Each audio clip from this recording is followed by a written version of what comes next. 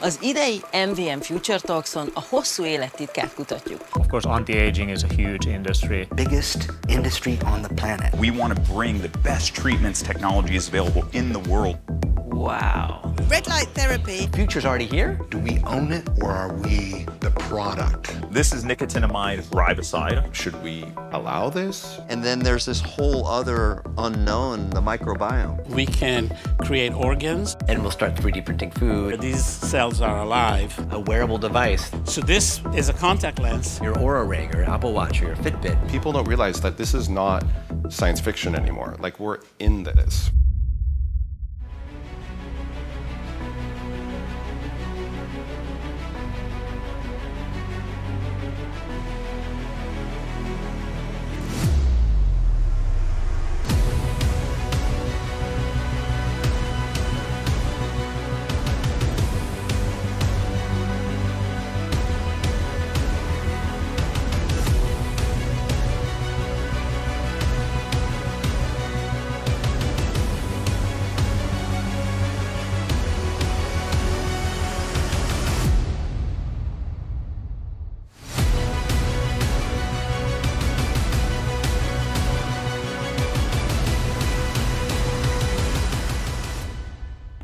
Idén lettem 40 éves. Szeretnék gyereket, és szeretnék jól, sokat élni. Hogy ebben az iszonyatos zajban tudjak tájékozódni, felkerestem a téma vezető szakértőit az egész világban. Helsinkiben, Kaliforniában és Budapesten. Hogy megértsem, mik azok, amiket magamért megtehetek, és hogyan segíti ezt a rohamtempóban fejlődő tudomány. Ez az 5 témakör, amiről most mindenki beszél a longevity, azaz a hosszú élet kapcsán. Hadd kezdjem a táplálkozással, ami hozzám a legeslegközelebb áll. Bevallom, ebben a témában azért eléggé elmélyedtem, ettem nagyon sok egészségeset, és nagyon sok elhallgatandót is. A főzés és az étkezés egy elképesztően fontos rítus számomra.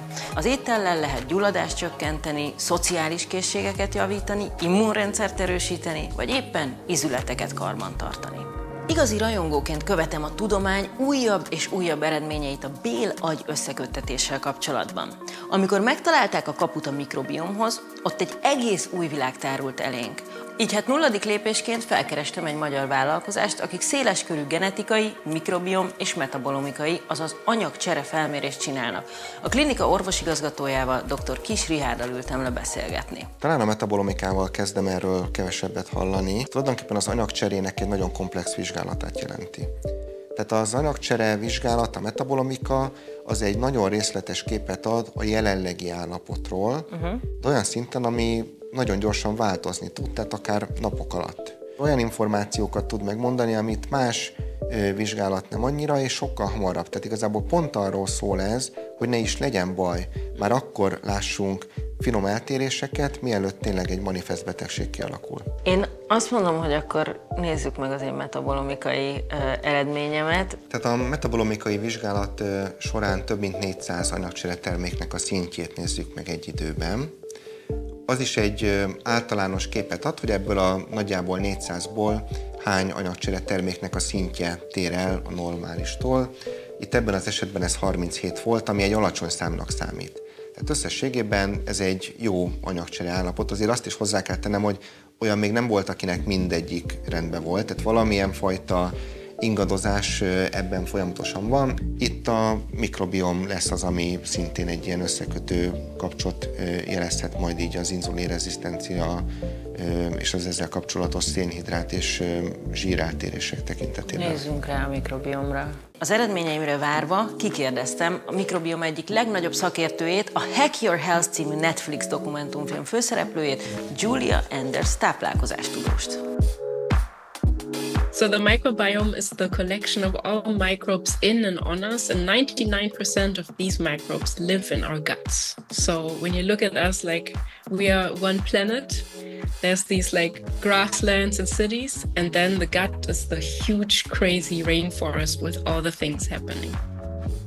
And why is it so important for our health? The microbiome is so important for our health because it is such a central point where it's in contact with our immune cells, which reside in the gut. It also is the quality of the foods we eat. It influences how our gut will absorb other nutrients, and also it creates some vitamins on its own and influences the nervous system through the connection to the brain. So it really is at a central place, and it does a few very central things. How far are we into microbiome research? Do you think that we are just beginning to understand this topic? I think in the whole of microbiome research, we're not at the very start, but we're pretty much at the start. So we're like, if it was alive, we would just like have finished kindergarten at this moment. Do you think you could explain the definition of metabolomics? Metabolomics is the study of the metabolism of the microbes and what they produce. So instead of just looking genetically what kind of species is there and what exact group and so on, we rather look at what are they producing as a whole. When you look at the connection of the gut to the brain, you have to realize that the brain really is pretty much on its own up there. It has this bony skull around and needs to get some information on how we're doing. And it does that with the eyes and ears, we all know that, but it also does this with this huge matrix of how are we doing inside. And the gut is a very big collector of information on that topic, and it can even process some of the information on its own and send it up.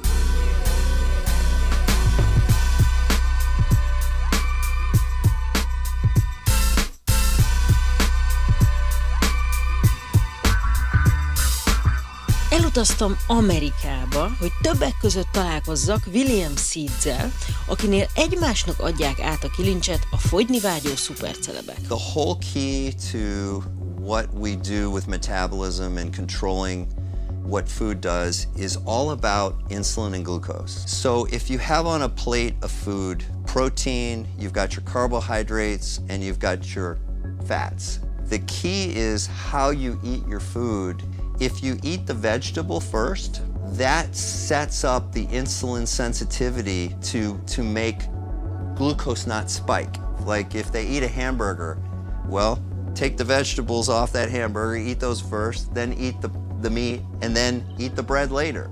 It makes a difference. It makes a huge difference. Egyre több betegség esetében használják az úgynevezett széklettranszplantációt, amikor egy új mikrobiomot kap valaki. A mai világban nagyon vizsgálják a mikrobiom szerepét. Én azt szoktam mondani, hogy kisebbségben vagyunk a saját szervezetünkön belül, mert hogy a baktériumok nagyobb számban élnek bennünk, mint ahány sejtje van a testünknek. Tehát mondhatni, hogy egy gazdaszervezet vagyunk. Nagyon vizsgálják ma már az egész világon, hogy milyen jelentősége van a bélbaktériumoknak. Testalkat alakulásától kezdve, központi idegrendszeri betegségeken keresztül, és természetesen emésztőrendszeri panaszok, gyulladásos bélbetegségek, amik mindegyik nagyon nehezen gyógyítható, vagy nem.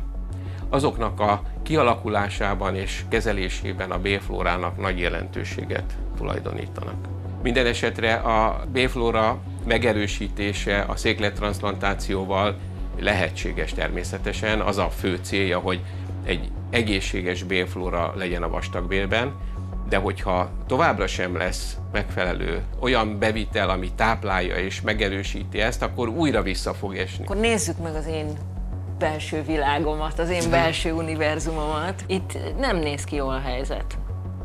Igen, alapvetően itt már vannak eltérések.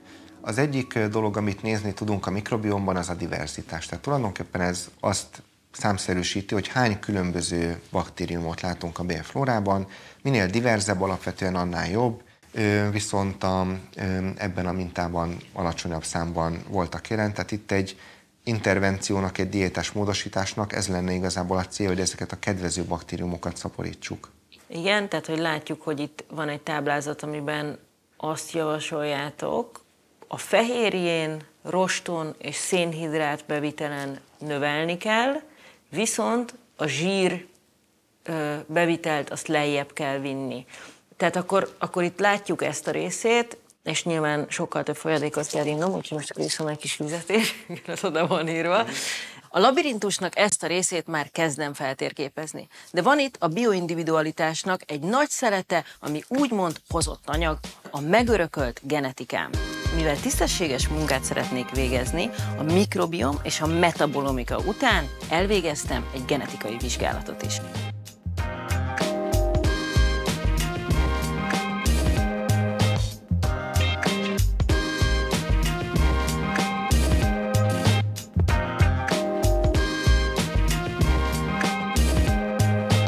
Folyamatosan keletkeznek bennünk rosszindulatú daganatok, most is, hogy itt ülünk, biztos, hogy van bennünk rosszindulatú daganatos sejt, csak ezt az immunrendszer azonnal kiszűri. Elutaztam egészen a szilíciumvölgyig beszélgetni a biotechnológia egyik legprogresszívebb kutatójával és szuper jó fej befektetőjével, Raymond McCauley-val. So I'm just waiting for my genetic report and I'm going to get a bunch of data. What can I do with this? Maybe it'll tell you about some health things that you already know that run in your family. For some people, a small percentage, we find these really rare genes or variants of genes that really have a big impact on your health. I mean, your risk for a certain kind of cancer is very high. Do I have the possibility at the moment to go and look for genetic editing and look for someone who can alter the gene? I think we're probably 5-10 years a little too soon for that. Maybe, though, in the next 2 or 3 years, for some forms of cancer, we will have that. We don't do a lot of that now still. We're still in the very early stages. The first few genetic engineering drugs have been released that are actually going in and making changes in the human genome. What we actually have are more and more tests that warn us you might have something wrong. Te hol látod mondjuk a genetikának a lehetőségeit 100-200 év múlva? Lehet, hogy olyan szinten bele tudnak nyúlni az ember genetikájába, hogy fajfejlődést tudnak előidézni? Ez egy nagyon nehéz kérdés. Itt is igazából egyrészt az etikai szempontok a kérdésesek, mert egyáltalán nem biztos, hogy ezt az emberiség vagy a társadalom ezt akarni fogja. Van az a nagyon jó film, a Gattaka, mindenkinek ajánlom, az pont erről szól. Ott egy olyan jövőképet vetítenek előre, ahol a kisgyermekeknek már az egész életét, karrierjét, sorsát gyakorlatilag megpecsételi azt, hogy milyen genetikával jönnek világra, mindenkinél ezt megnézik, és ha valakinél kijön, hogy nem tökéletes a genetikája, akkor mondjuk belőle nem lesz sose sportoló, nem lesz űrhajós, már berakják egy valamilyen fiókba. Mi az a biohacking? Ez egy újkori trend, vagy egy egészségügyi rendszeren kívüli kalózkodás? Kik azok a hackerek, akik a saját kezükbe vették az egészségük irányítását, leválva ezzel a sokszor rosszul működő, atyáskodó, de cserben hagyó egészségügyi rendszerekről? Hogy teljesebb képet kapjak erről a szubkultúráról, ellátogattam Helsinkibe a 10. Biohacking Summitra. Teemu Arina a konferencia főszervezője. Nem mellesleg beválasztották a világ 100 legbefolyásosabb gondolkodója közé a jólét és az egészség területén. Biohacking is a way of optimizing the environment inside and outside of you. A lot of people come to it for longevity or health or wellness reasons. Maybe they have some issue that they're working on, or just recreational reasons that they want more energy, focus, attention, and so on. It can involve tracking, so you can have like activity trackers and measuring technologies, but it's not necessary to do biohacks, to do any kind of measuring, but it helps to have blood work and genetic testing done and maybe some wearables and all of that. Biohackers are very interested in dietary biohacking. It's not only like going like vegan or going like ketogenic, but it's also like not eating. It can also involve gadgets and technologies that modulate the biological organism in some way. And I've used red light therapy, infrared saunas, ice baths like long time, and it can also be nature-related practices. De hogy néznek ki a biohackerek? Erre találtam egy elég jó példát Helsinkiben. Mr. Biohackert, azaz Joe Cohent, akinek nem csak az öregedést sikerült megállítania, de vissza is fordította azt. How many supplements do you take a day, and which one is the most important for you? I take 150 a day. Whoa. Yeah, 150 supplements a day. And I take them in the form of pills, powders, and I wouldn't say I'm attached to any of them. I look based on the data. If my lab markers are improving, if I feel better, then I do like experiments on each one individually, but I look at all my data together, and if it makes sense, then I take it. Azért ez egy igazi kütyűbirodalom, ez a Biohacking Summit. Just back here, we have people that are hooked up to Nephoria, and basically there is an application here that is teaching you how to get into flow state and maintain flow state. Whoa! Yeah. Really? So the app will run you through different dedicated programs to teach you how to maintain it. All right. Thank you so much. Do you think I can try? Absolutely. I'd love to set you up. Yeah, all right. Perfect. Thank you.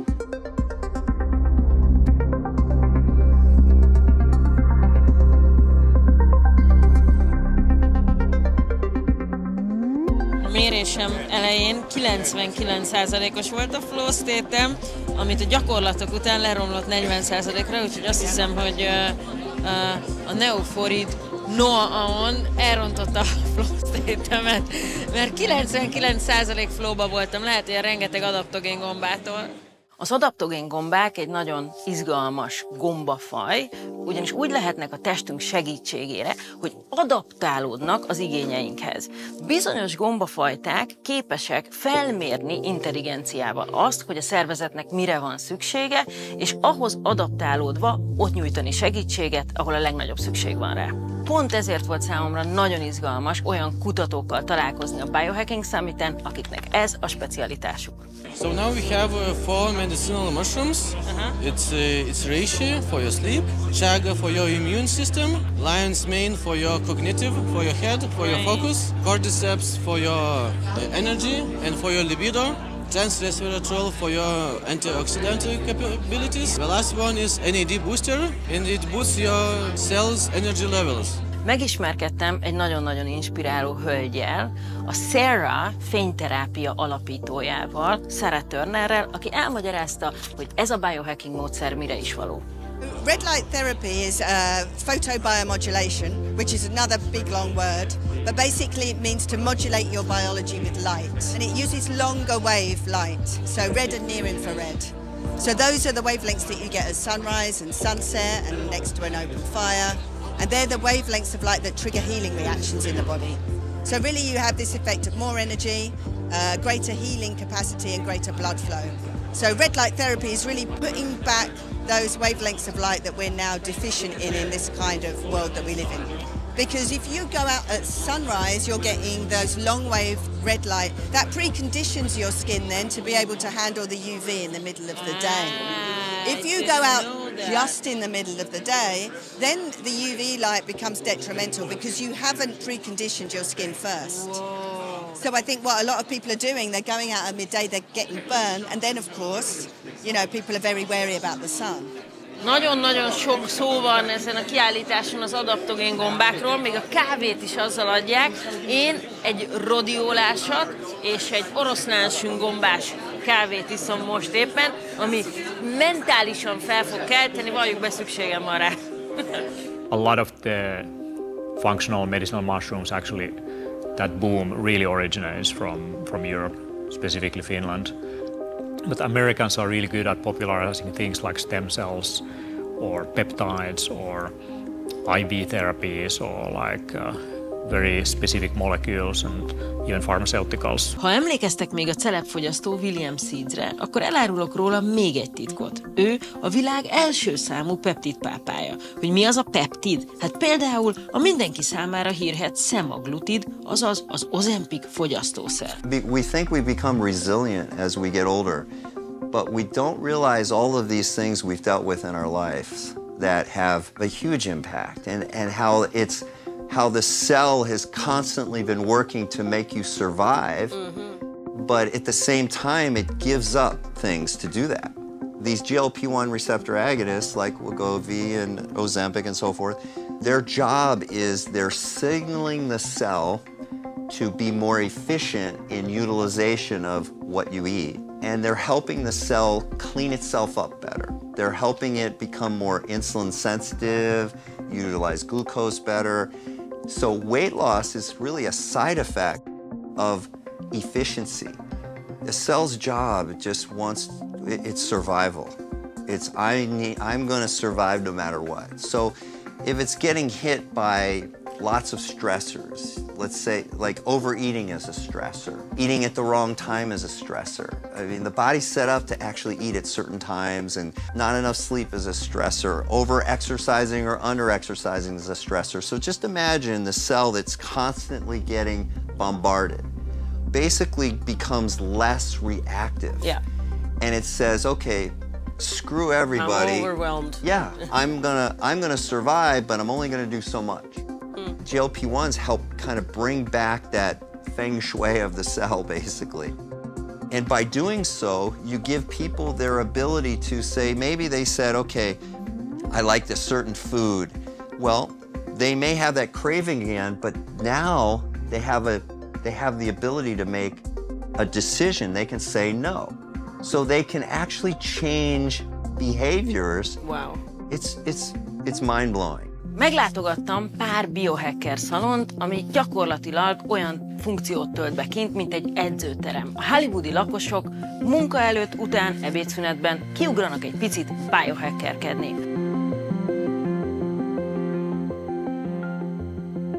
Beszúratnak maguknak egy kis fiatalító infúziót, vagy zenére ugrálnak a világ leghidegebb szobájában. This is negative 150 degrees. Oh my God! The coldest thing you could ever experience, that you go in for about 3 minutes.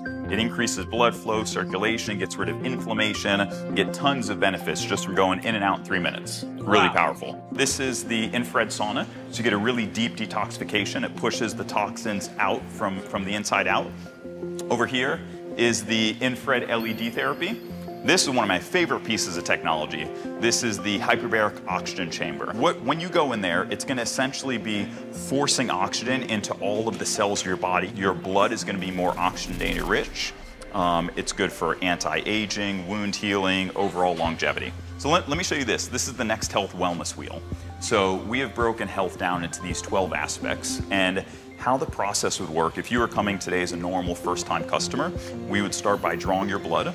We measure thousands of biomarkers, genetics, food sensitivities, micronutrients, hormones, gut health, I mean, you name it, we test it. Do you also do a microbiome test? Yep, okay. Yep, microbiome test as well. But the magic is, we don't then just give you that wellness plan, say, here you go, good luck, you know, fix these 20 items and come back and see us in a year. No, really, we become your wellness partner, hopefully indefinitely. May I ask a personal question? Sure. How many treatments are you taking a week?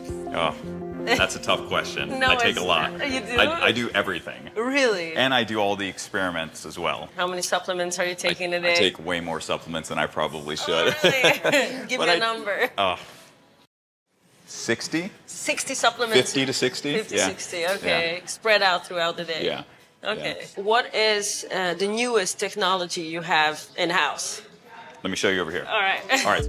Therapeutic plasma exchange, which I feel is arguably the most powerful treatment in longevity available today. How the process works is you would sit down. I sit down. We'll pretend you're a patient now. We would hook you up to an IV, one IV in both arms, and we're going to draw your blood and run it through this machine, which is going to separate out the plasma from your blood. And throughout that process, we're going to take out about 2 liters worth of plasma. So a big bag this big of yellow plasma, which over time as we age, accumulates inflammatory factors, toxins, microplastics, all kinds of things that will turn into chronic disease over time. So we're going to eliminate that plasma from your body, and then over the next 24 to 48 hours, your body is going to regenerate all of that lost plasma with healthy, fresh, new plasma, which is rich with growth factors and stem cells. Well, we're not going to try this for me, but we're trying something else. Yeah, let's do it. Thank you. Is that all going to go into my system? Sure is. Yeah. And what is it? This is nicotinamide riboside, also known as NR, and it's essentially just this is NR and the other one is NAD, which each represent a chemical compound. So this is essentially giving you the same thing as pure NAD. It's incredible for cognitive enhancements, physical performance. It's going in. It's kind of a cold feeling that is going through my... I never got an IV before in my life. No way, this is your first IV ever? No, this is my first IV ever. Wow, look at that. You're taking my IV virginity. Amazing. The beauty of doing IV therapy versus like oral supplements is when you take supplements orally, you really only absorb 10 to 20%. The rest, your body processes and gets filtered out. When you do IV therapy, you absorb 100% because it's bypassing the body's filtering mechanisms and it's going straight into the bloodstream. Okay. Okay, let's go. Tisztán látszik, hogy Los Angeles az örök élet fővárosa. Nem véletlen, hogy Brian Johnson, a techmilliárdosból biohackeré avanzsált celeb is itt székel. Ő az élő példája annak, mit tehetünk a hosszú életért, ha tele vagyunk pénzzel.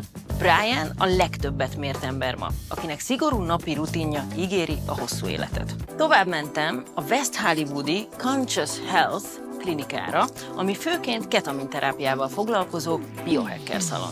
A ketamin mellett foglalkoznak elektromágneses agyhullám stimulációval és vibroakusztikus terápiával is. Az EMBP, azaz elektromágneses agyi stimuláció egy új technológia, ami az agy feltérképezésének segítségével ingereket juttat be különböző helyekre azért, hogy optimalizálja az agyműködésünket.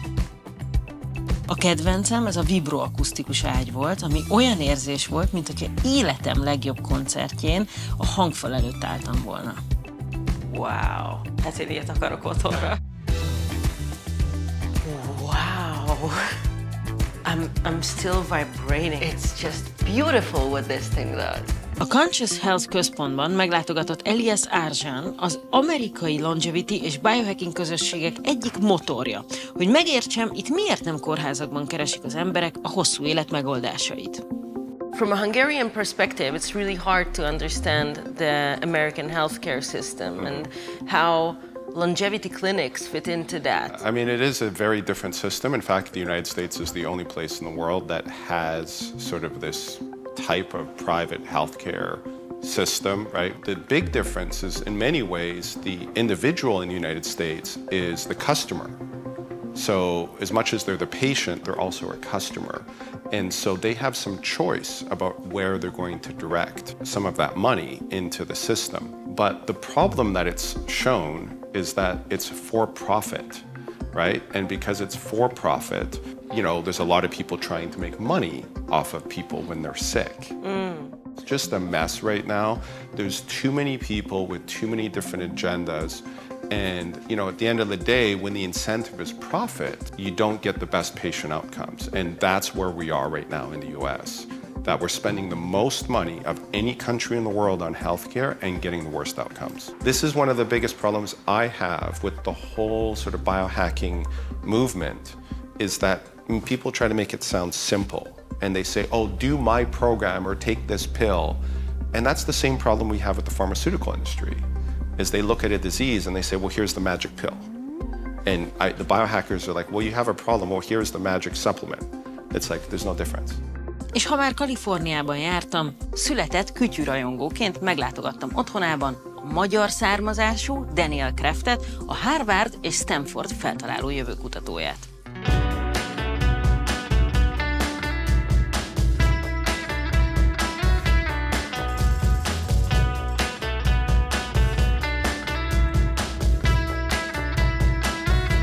Well, we're here in Silicon Valley. A lot of people want to live forever, and forever is a very long time.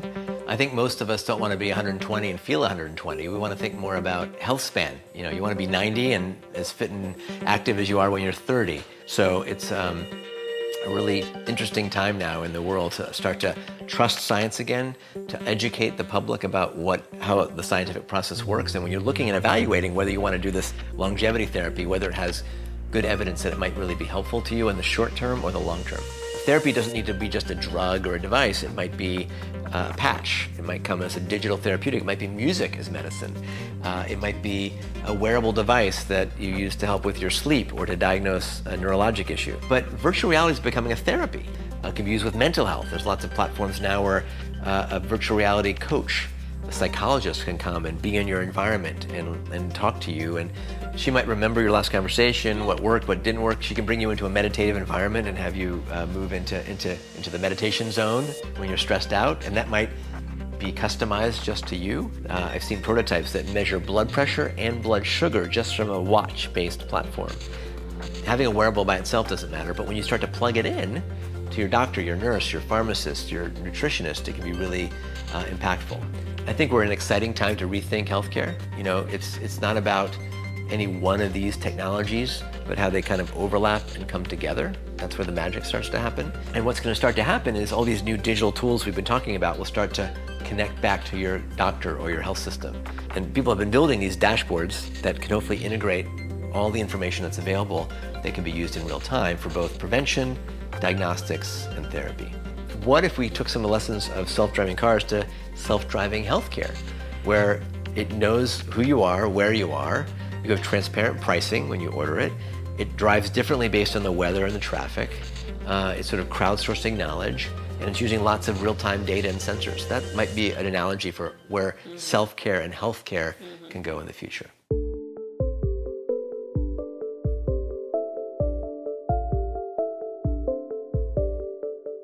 And I think one thing that everyone's excited about now applying to healthcare is AI. Artificial intelligence is a way to see complexity in a more clear way. You can train a machine learning system with language model that doesn't hallucinate, doesn't come up with random stuff. So most people have skepticism for AI because of their, random prompts on or questions they put to ChatGPT. But if you train a model for a specific use, it's most likely outperform regular humans. These AI-type LLMs can already do a much better job than most doctors, certainly than me, in passing the medical exams. And so part of the question of the future of what is it going to be a doctor? How are patients and their families today already using these tools to sometimes make a diagnosis that might have been missed by the specialist? So it's an exciting time now where we can start to democratize some elements of care and also up-level doctors and nurses. How do we integrate that in? How do we regulate it? How do we show that there's evidence that this AI diagnostic platform is working? It might be an AI for longevity. Mr. Biohacker, azaz Joe Cohen elindított egy vállalkozást, amiben a mesterséges intelligencia minden tudását felhasználva adnak tanácsot a különböző vizsgálati eredmények gyakorlati hasznosítására. Until recently, there hasn't been technology to actually use AI for longevity. We use AI with genetic technology to look at all of your genetic risks using 200 million variants. We compare that to biobanks of millions of people and see what did people die from with these different genetic predispositions. So we're able to figure out what are all the genetic predispositions, what are you most likely to die from.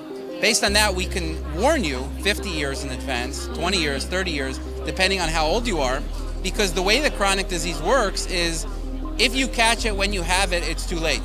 And what we can figure out is what your weak points are in the body, what are you most likely to die from, and then based on that, we can tell you what lab tests are most important to track for you. And then we tell you what the optimal ranges are those lab tests to reduce the risk of these diseases, and then how to get them in the optimal range. So we combine genetics, DNA, and lab tests in order to come up with an action plan in terms of what to test, and then also what to do in order to prevent disease, push it off. But my hope, big picture, is if we look forward to the next decade, I call it not generative AI, but generative health. Imagine each of us has our own health coach. That's an AI coach. It knows you, your language, that you're Hungarian, where you grew up, what your favorite color is. And testing is a critical part. So there's DNA test, which is a one-time test, and that forms the foundation. And we integrate the lab testing and any kind of symptoms and conditions to help you, to guide you in exactly what you need to do. And then we show you, here's exactly what you need to do based on all that. Health is now also longevity. Probably the biggest industry on the planet. I think the first real trillionaires will be making their money from these companies, from these breakthroughs. We anticipate by 2030, 40% of all drugs will look like mRNA vaccines. They'll just be ways to reprogram what's going on. And that actually spooks some people who thought the COVID vaccine was spooky. It's so easy to use that to go in and change things about the immune system so that it is like a good trained dog and only barks at intruders and leaves all the other stuff alone. I've been working on a way to 3D print personalized pills. So instead of taking a pile of pills, let's say older folks often take 7, 10, 20 pills a day. You could create one pill for all. Right. The idea is that you kind of 3D print, and given the doses you need, you could print that at the corner pharmacy, or eventually in your home. Ha már ennyit beszéltünk a longevity-ről, jogosan merül fel a kérdés, hogyan is fog kinézni a társadalmunk a jövőben. People are just living much longer than they did 100-200 years ago. It's changing the dynamics of how we live, what our family structure is, who takes care of who, what our economies are like. Most nations, most regions had really young people making up most of the population, and then people would sort of die off. You get to the top of the age pyramid, there weren't many people left. Our age pyramid is starting to look more and more like a steeple or the Eiffel Tower. And it's starting to actually get sometimes wider on top because fewer people are having kids. Those are all the people who keep the economy active, who fulfill the jobs, and not just the service jobs. And then people get older and retire. Well, you're going to have to be older to retire. You're not going to have as many people coming in filling the jobs because we just don't have as many babies as we did 150, even 20 years ago.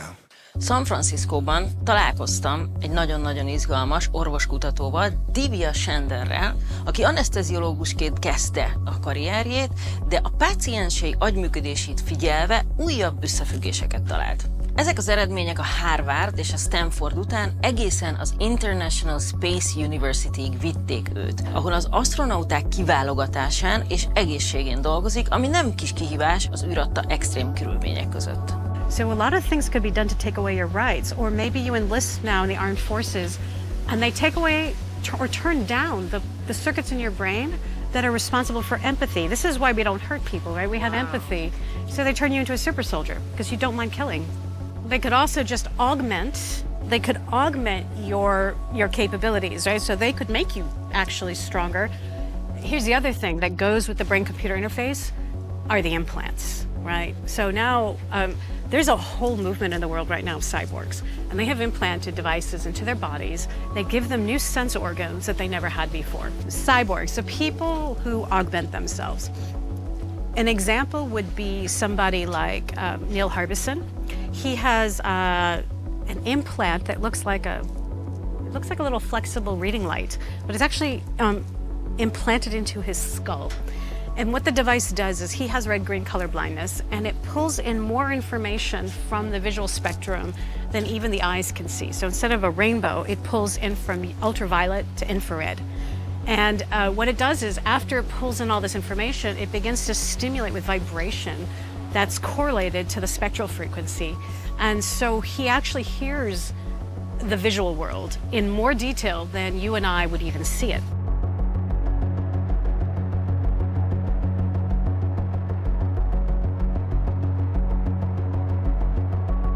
And what's going to happen you're going to create humans, Homo sapiens 2.0, 3.0, and then there's going to be people on this planet who are like, this is the wrong use of technology. This is wrong, ethically wrong. Maybe there's a religious reason, maybe there's a fear reason, but they will not change themselves. So what do you think is going to happen to their, yeah? And what do you think is going to happen when they try to wage some kind of conflict? A war between species. And who's going to win? The higher speciated species with the augmented strength and reality. And intelligence. You can also augment intelligence. Or that the genie's out of the bottle for everything. You will never put it back in. So what you can do is regulate its ethical use and its application to the general public. So for instance, what we care about is not that the brain can be read from or written to with very high fidelity, but it's that the consent is there, the awareness. And so, someone like Elon Musk is suggesting that within 10 years, we could have millions of people who are augmented humans with things like Neuralink. We could be augmented with other forms of biotechnology. So we're at this cusp where humans are going to have to make a decision individually, like in our lifetime. We're going to have an opportunity. Do you want to merge with technology and how much? But isn't that speciation, if there is a word like that? Yeah, it is. We're entering an era where we're going to have to sort of analyze what does it mean to be human. Are these people non-humans? Are they augmented humans? Are they, Harari calls it homo deus. He says, so we went from, Homo erectus, the Homo sapiens sapiens, and then Homo deus. this is this next evolution of humans, but it's not through biological evolution, it's through technological evolution. I don't think that will be or should be an individual decision. It should be more of a collective. I totally agree, but no one's even having the conversation, right? We're doing the exact same thing. We are having the conversation. We are, but the general world, right? Like this is what we did with social media, right? Nobody asked the question, how is this social media going to impact the youth? We just did it. And then we see the outcomes now. And the outcomes were not good. This is an interesting time, and people don't realize that this is not science fiction anymore. Like we're in this right now, and it's going to happen in the next 10 years. We're going to start to see this happen. Micsoda új szerveket és képességeket szerezhetünk? A végén emberekből robotok lesznek? Hol tart most ebben a tudomány? Mire vagyunk már képesek, és mi vár ránk 5, 10, 30 év múlva? Los Angelesben a Terasaki intézethez vezetett az utam, akikről azt hallottam, már a kapujában vannak annak, hogy működő májat nyomtassanak. Értitek? Nyomtassanak. We can create organs or develop organs or tissue that can regenerate and that can essentially cause us to have our own spare parts, for lack of better words, for the future, is very close to one of our major research directions. How far are we? Well, we're going to talk about that in a minute. Okay. So if you want to think in terms of the dream would be, well, couldn't I take some part of my own body, some cells from myself, and regenerate an organ that may be diseased or sick? And beyond the organs, could we do that for really any part of the body?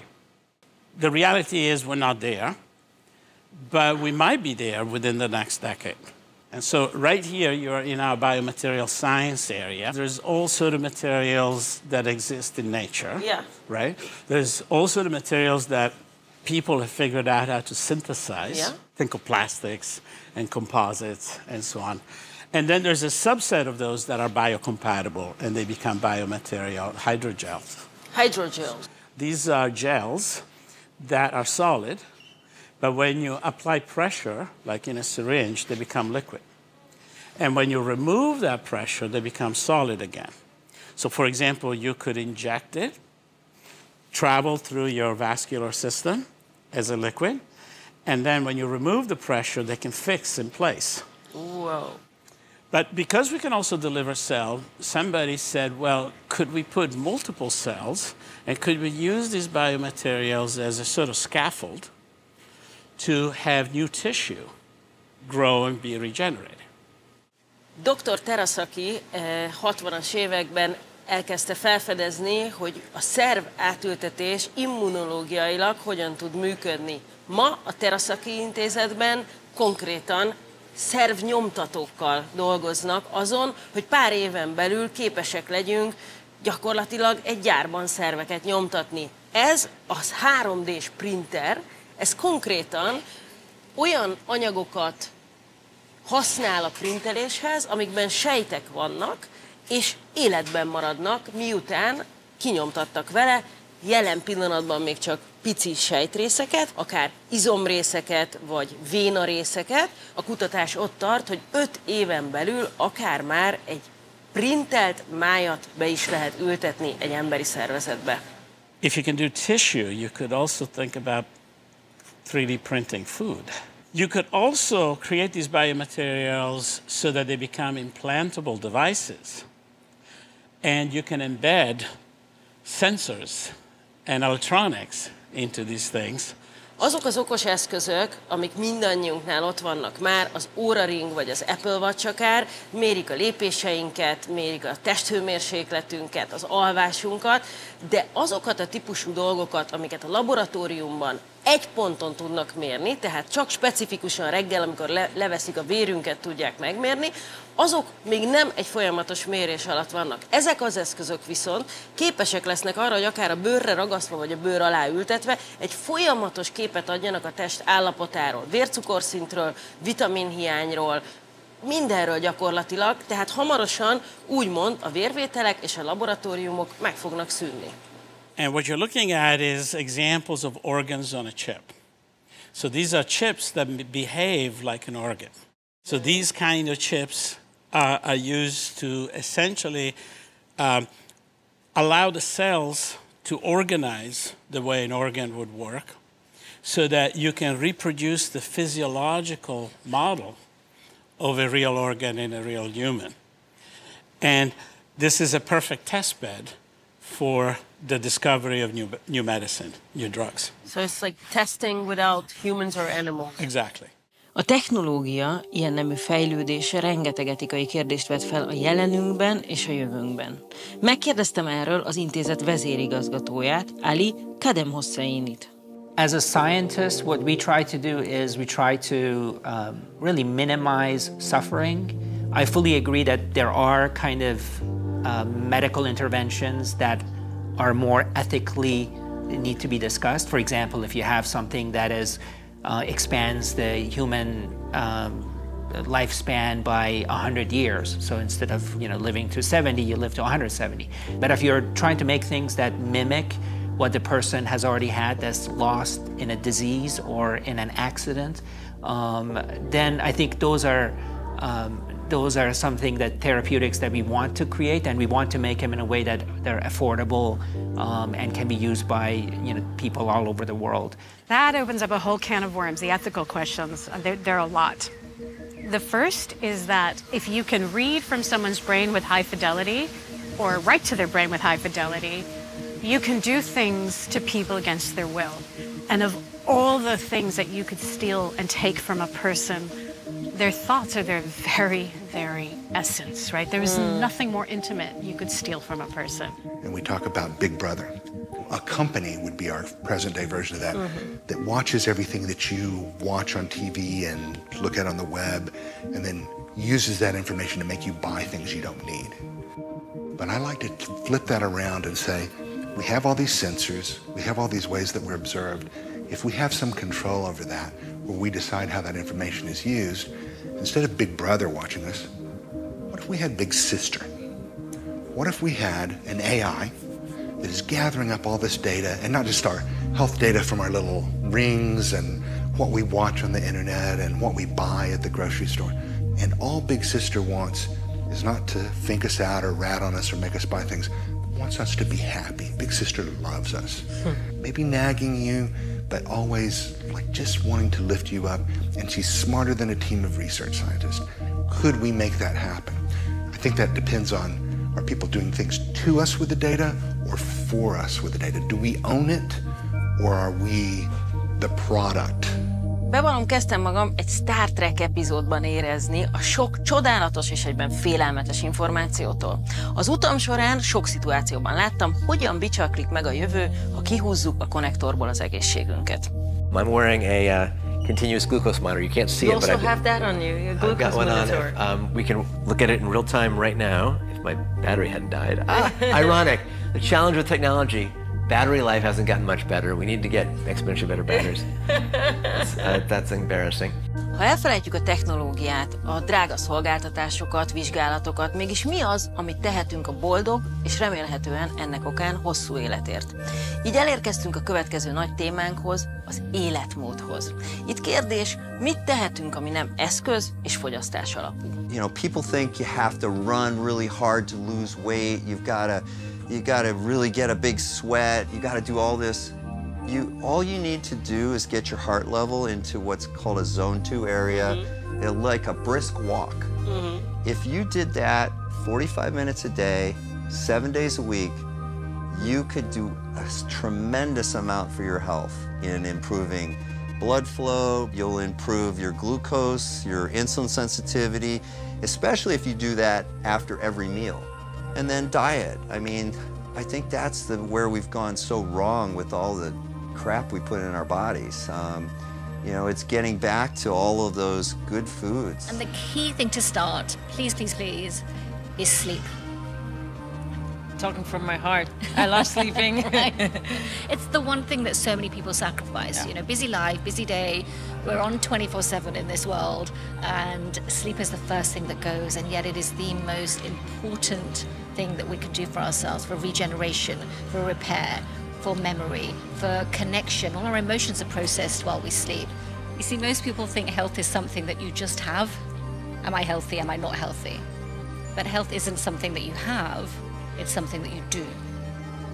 So I believe health is a skill rather than a status. And I believe health is a verb, not a noun. But it's also important to have expertise by your side because we're living in a time when there is so much access to information. And so much knowledge, exactly. And the people that I see are lost in the noise. And so with that expertise, you have guidance. But the key thing is to have the right degree of expertise. Somebody who's going to allow you to unfold into your health rather than hold you to strict guidelines and hold you to strict pathways. So you've got to enjoy and explore health. I think the most important thing is to recognize the uniqueness of you. That you are an individual on this planet, and so what is right for her isn't right for him, what's right for them isn't right for the others. It's really thinking about how do you get to know yourself so well? How are you going to know yourself, how you're made, how you function from inside, which is making health more exciting. It's making it more accessible. And suddenly everyone's getting excited and interested in it. So that's the other thing I believe about health is it needs to be fun. You know, we think of health as something that's so heavy, it's a burden.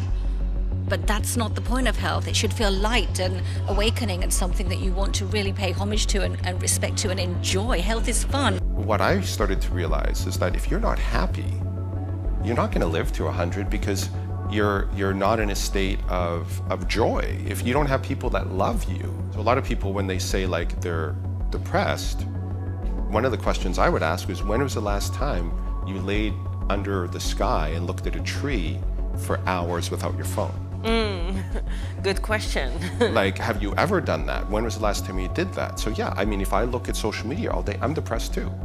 Because all you really need to do is see sunrise as much as possible. So just go outside at sunrise, expose as much as yourself as you can. Depends where you live, you know, if you've got a private garden. But really you just need to get your eyes in the sunshine. Doesn't matter if it's cloudy. And put your feet on the ground, bare feet on the ground. Because then you're getting electrons from the earth, you're getting the photons from the sun. And really that sets your whole biology for the entire day. Your body knows where it is on the earth.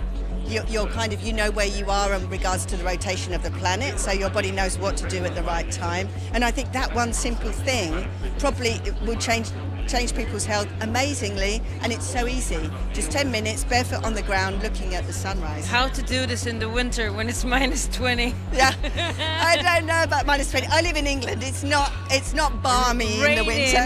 Rainy enough. It's rainy. You just stand out, you know, 10 minutes standing outside in the rain, grey skies, even if it's a bit of snow. You know, it's not that much of a hardship just to stand on the earth. If you don't want to get your feet out, hug a tree.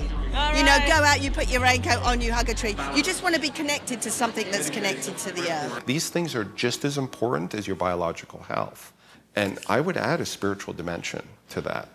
And that doesn't have to be what people think. It doesn't mean you follow religion or you pray to some spirit, but it means that you're in service to something else other than your own individual ego. Purpose. Purpose. And we know again from research that if you have purpose in your life, you live for 7.5 years longer. Exactly. So to keep it really, really simple, the one thing everybody can do, starting from tomorrow, is just ask yourself the simple question. Why have I woken up today? Right? What do I want to give to the world today? What difference do I want to make to somebody today? Because if you have a purposeful day, it becomes a purposeful week, which becomes a purposeful year, and a life. And then your life. Yeah, right, absolutely. And how long would you like to live? I don't care about how long I live, as long as throughout my lifetime I feel I'm doing the right things. Azt éreztem a beszélgetések közben, hogy két külön megközelítésre válik szét ez a téma. Az egyik az amerikai iskola, ami technológia és fogyasztás alapú, a másik talán Európer és inkább a keleti tudásokhoz áll közel. Ez az iskola visszanyúl a természetes létünkhöz. Ennek hála mindenki megtalálhatja a saját ízlésének és pénztárcájának megfelelő utat. Ugyanúgy adhat segítséget és biztonságot egy pendrive méretű EKG készülék, mint egy adaptogén gombaeszencia. És a hosszú élet nem pénzkérdés. Bárhol és bármennyiből is élünk, 1000 dolgot tehetünk meg azért, hogy jól legyünk testileg és lelkileg is. Kiszakítani időt tévézés helyett természetjárásra, alvásra, olvasásra, táncolásra, főzésre, életmentő lenne beemelni az oktatásba ezeknek az átadását, hogy az új generációk már ne a betegségeket, hanem az egészséget kezeljék. De hogy milyen lesz a jövő, amit jelenleg kontrollálatlanul magunkra zúdítunk, az egy jó kérdés. Ahogy a tanult angol mondaná, that's a really good question. Egy biztos, párbeszédet kell indítanunk az etikai és morális kérdésekről. Égetően szükség van nemzeteken átívelő párbeszédre, konszenzusra és szabályozásra. És ha most úgy érzitek ti is, mint én a film elején, hogy óriási a zaj és túl sok az információ, ne pánikoljatok be. Kezdjétek a belső megfigyeléssel, végső soron egy forrás mindig hiteles lesz, és az pont a saját testünk, aki próbál kommunikálni velünk.